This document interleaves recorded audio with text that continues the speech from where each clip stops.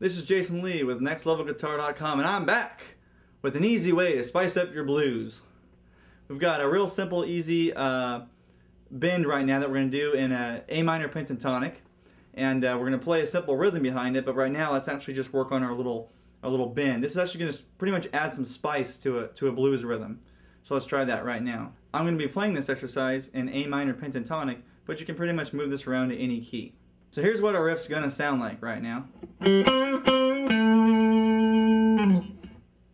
So right now, let's get into that. Right now, we're on the G string at the 5th fret, and we're pretty much going to break down that bend for you. I want to play it really slow so you can actually hear the characteristics of the bend.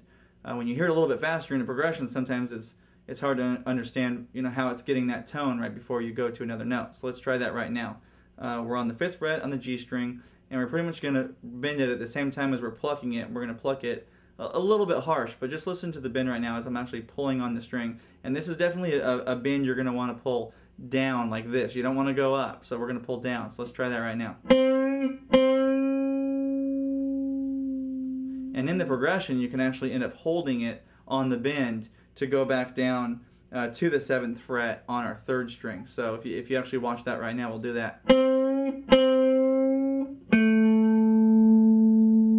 And remember that 7th fret right here on the D string is going to be our A note, which is where the resolve is on the actual hook. So that's why it sounds kind of catchy and hooky.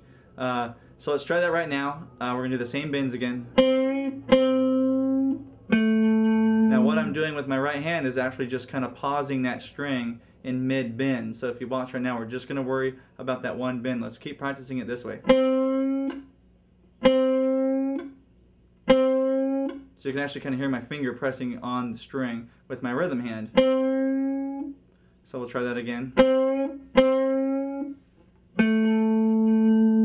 And remember, whenever you're jamming in a minor pentatonic, it's very easy to throw this bend in there. So if you're jamming with the band, you want to kind of add a little spice. If you're the lead guy, you can pretty much use this effect. Alright, so now we've actually set our looping unit to a simple 2-chord progression in the key of A minor, and our simple chords are going to bounce back and forth between A minor and F. So watch how the actual A minor pentatonic scale kind of bounces off the 2 chords, and I'm going to play a little bit extra in the scale so you can actually hear it while it's playing. So here we go. Alright, so here's what our rhythm is going to sound like that I've previously recorded, and we're going to let that play through, and I'm pretty much going to hop in and play over that in the A minor pentatonic scale. So let's hear that one time through, and I'm going to jump in on the second part so you can actually hear it in sequence. Here we go.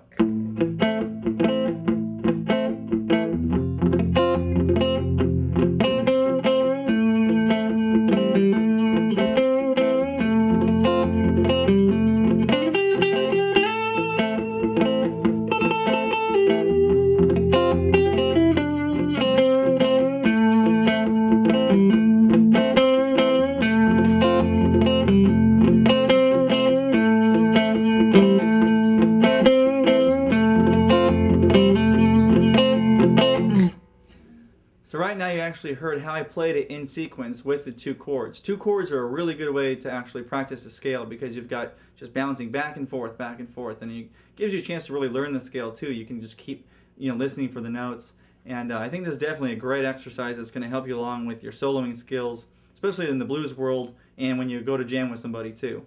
So you'll notice I was playing a little bit of variations in my pentatonic scale for a little bit of flavor, but what I always did was actually came back to the root. So I keep walking back down, and actually at the end of our lesson, or the little example I just played, I actually keep playing that so it kind of resolves itself. It pretty much comes back around. And that's what's going to make a catchy hook, especially when you're jamming with somebody. They can actually follow along with you a lot better too. So now we're actually going to try that in a quick example and actually show you that I'm going to keep resolving back to that hook as if it's the catchy part of the song that we're trying to make. So let's try it. Same rhythm, we're going to play the same hook, but I'm going to play a little bit of variations and always come back to the hook. So here we go. Here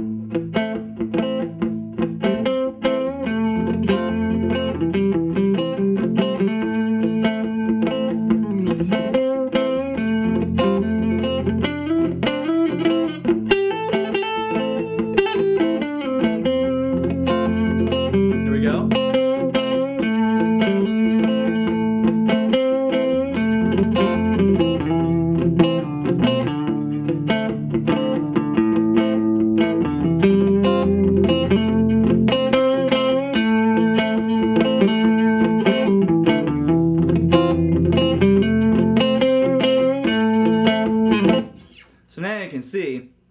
did a little bit of walking around that whole hook too, but always came back to it.